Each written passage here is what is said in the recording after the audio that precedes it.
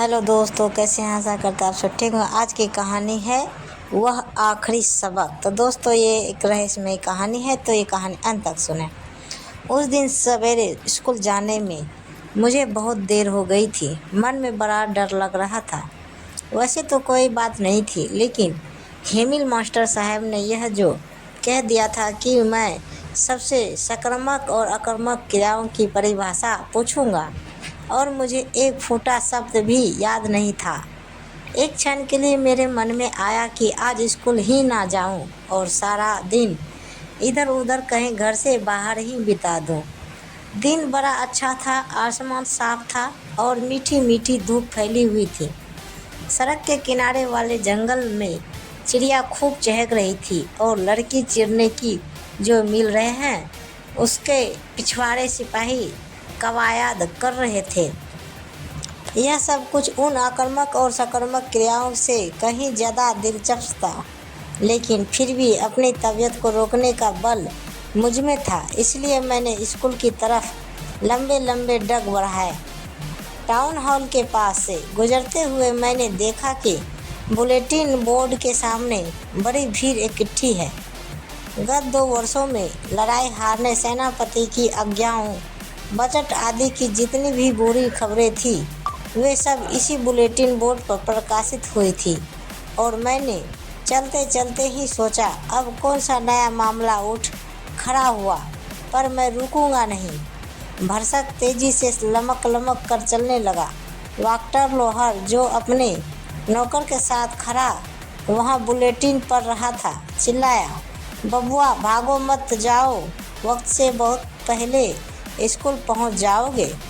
मैंने सोचा कि यह मेरा मजाक उड़ा रहा है और मैं अपनी उसी रफ्तार से चलता ही चला गया।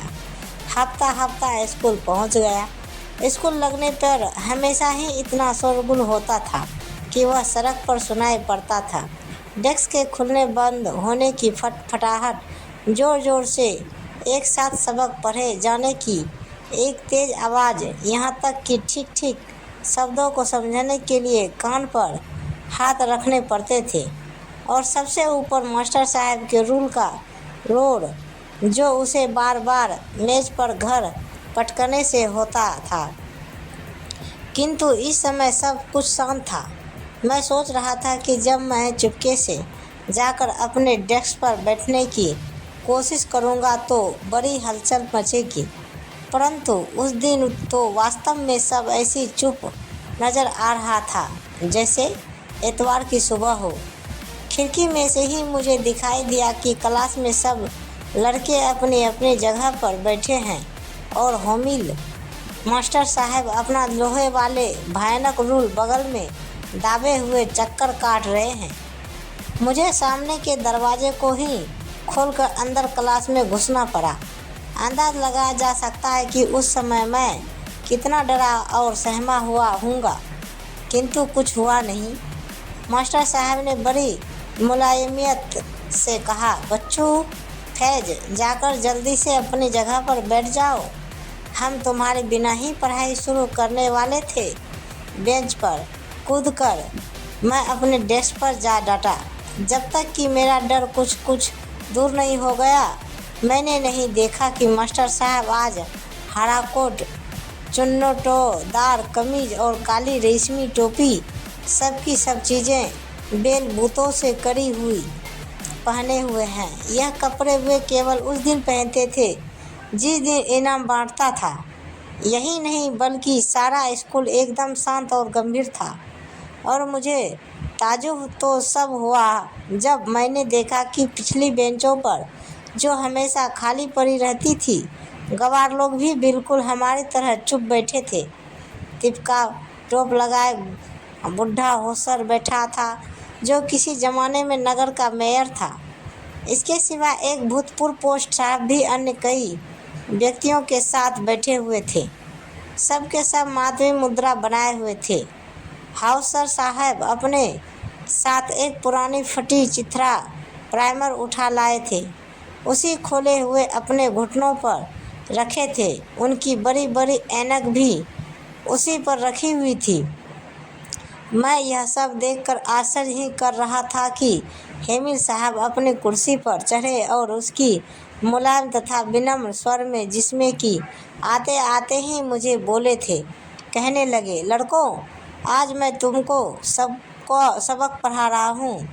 बर्लिन से आज्ञा आई है कि आल जक लॉर्ड लोरेन के स्कूलों में सिर्फ जर्मन ही पढ़ाई जाए। तुम्हारे लिए कल से कोई नया मास्टर साहब आ जाएंगे, इसलिए आज फ्रेंच का यह तुम्हारा आखिरी सबक है। खून ध्यान से पढ़ना। और यह शब्द मेरे कानों पर जैसे बिजली की तरह गिरे।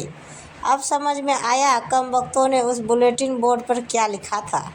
फ्रेंच का मेरा आखिरी सबक आखिरी थी और अभी तो मुझे अच्छी तरह लिखना भी नहीं आया है और यही सब ख़त्म है।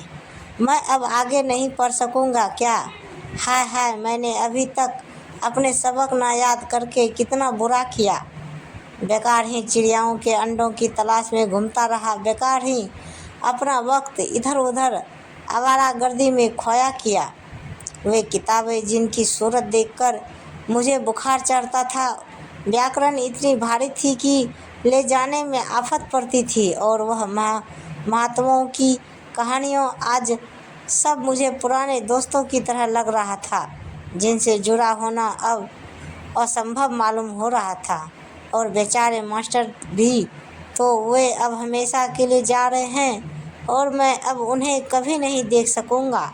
सिर्फ इस कल्पना मात्र से ही मैं हेमिल साहब शक्ति को भूल गया, उनके उस लोहे के रूलर को भी। हाय बेचारा, आज इस आखिरी सबक के उपलक्ष्य में ही तो उसने अपने एतवार वाले बढ़िया कपड़े पहने थे।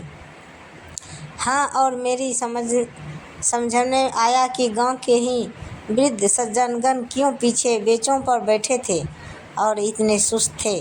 अब वे फिर कभी स्कूल में आज जो नहीं सकेंगे।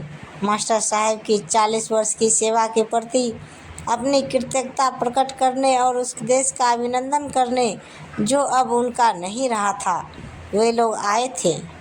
मैं यही सोच विचार कर रहा था कि मेरा नाम पुकारा गया। आक्रामक क्रिया की परिभाषा सुनाने का अब मेरा नंबर था।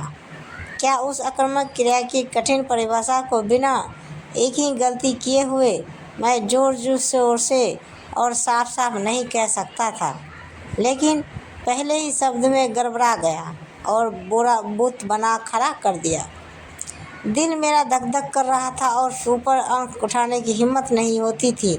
मास्टर हेमिल ने कहना शुरू कर दिया था, फ्रेज, मैं तुम्हें फटकारूंगा नहीं, तुम्हें खुद ही शर्म अपनी चाहिए। कितनी बुरी बात है।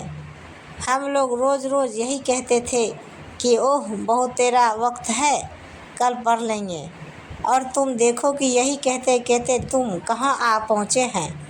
कल अब हमारे लिए नहीं आएगा। कल आजकल में वे जर्मन लोग आ जाएंगे और कहेंगे, यह क्या बात है, तुम लोग बनते तो फ्रांसीसी हो पर अपनी ही भाषा ना लिख सकते हो और ना पढ़ सकते हो, और फ्रेंच एक तुम ही ऐसे नहीं हो, वरना इसमें से तो और भी ना जाने कितने ऐसे हैं जिन्हें यह भर्त्सना सुनने को मिल सकती है। तुम्हारे पिता तुम्हें पढ़ाने के लिए चिंतित नहीं थे, वे तुम्हें किसी खेत या मिल में काम पर लगा देना पसंद करते थे, जिससे कि कुछ और आमदनी ही हो। और मैं भी दोषी हूँ ही क्या? मैंने अक्सर ही पढ़ाने के बजाय तुम्हें अपने बगीचे में पानी देने नहीं भेजा है, और जब मैं मछली के शिकार को जाता था तब भी तो तुम्हें एक दिन की छुट्टी दे जाता था। इस प्रकार हेमिल साहब इधर उधर की बातचीत करते करते फ्रेंच भाषा पर ही आ गए। कहने लगे, संसार की सबसे सुंदर भाषा है, यह सबसे ज़्यादा साफ और सही है। हमें इसकी पूरी रक्षा करनी होगी, क्योंकि जब देश गुलाम हो जाता है तब उसकी स्वतंत्रता वापस लेने की केवल एक ही कुंजी शेष रह जाती है, और वह कुंजी है उसकी भाषा। परतंत्रा की जेल में बंद मनुष्य के लिए उसकी अपनी भाषा ही उसकी स्वतंत्रतादायक कुंजी है।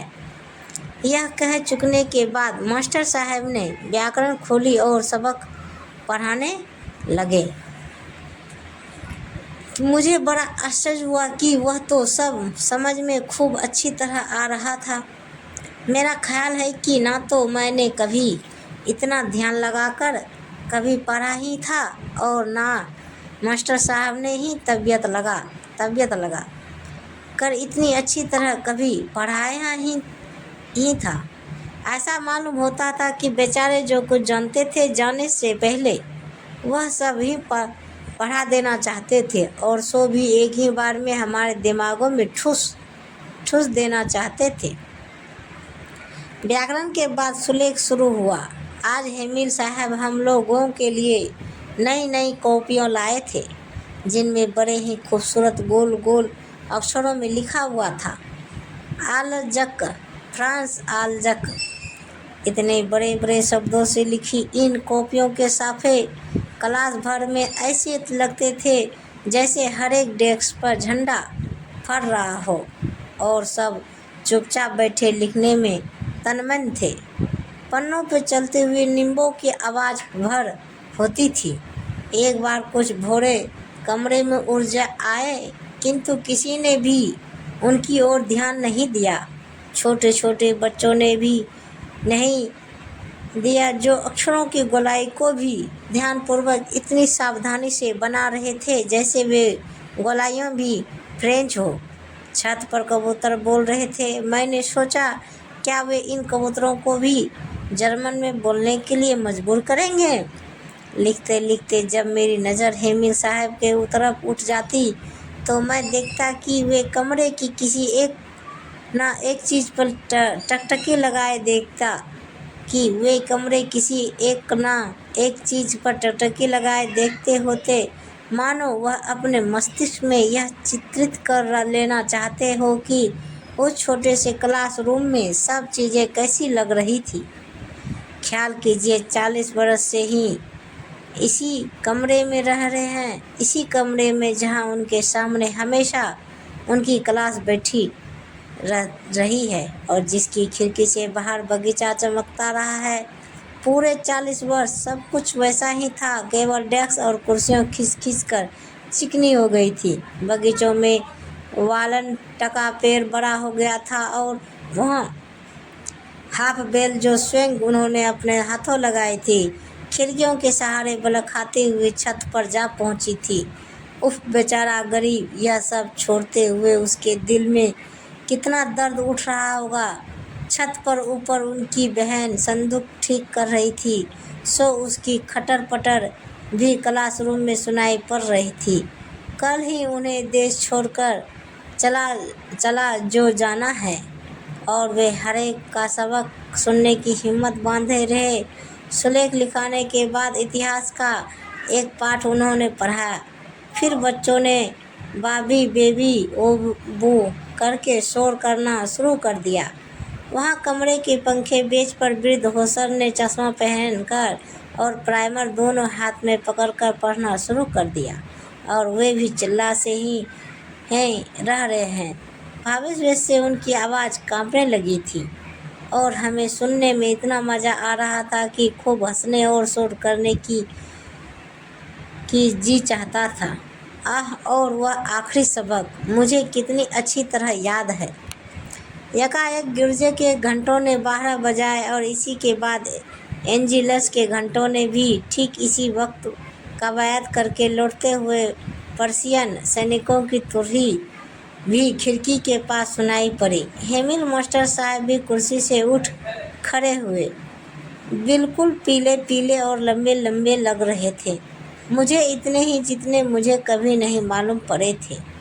तो दोस्तों, उन्होंने कहा मैं और जैसे जैसे उनके गले में कुछ अटक गया वे आगे बोल नहीं सके। मेज पर से चाक का एक टुकड़ा उठाकर वे चुपचाप बड़ी शान के साथ ब्लैक बोर्ड की तरफ चले।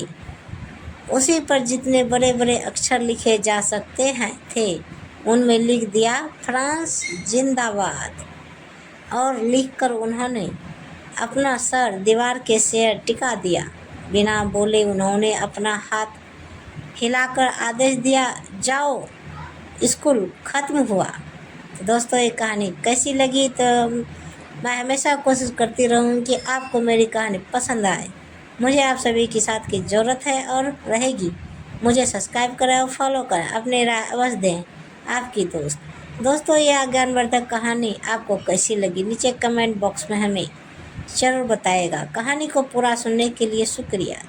तो प्रेम से बोले जय माता दी, हर हर महादेव। तो ऐसे ही वीडियो देखने के लिए हमारे चैनल को सब्सक्राइब करें और वीडियो को लाइक ज़रूर करें।